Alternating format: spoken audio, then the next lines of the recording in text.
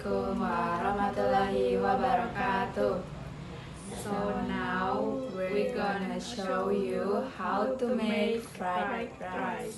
Ingredients and tools: 1 plate of rice, 1 pack of sajiku, 3 cloves of red onion, 2 eggs, 3 chilies, 1 onion, butter, pan, knife,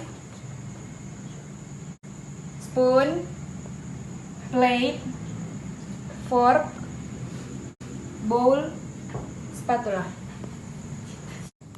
First, chop the onion, Red onion, chilies, prepare the pan, put the butter into the pan, wait until the butter melts. Add the garlic, red onion, chilies, and the onion until golden brown. Crack the egg into the pan.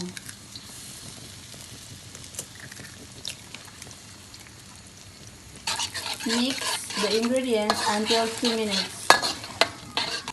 Add a half pack of sajiku in the pan. And the last, put the rice into the pan.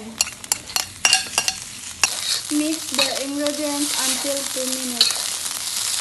Serve on the plate. And last, enjoy the fried rice. So that's all from us. Hopefully this video will help you. Wassalamualaikum warahmatullahi wabarakatuh.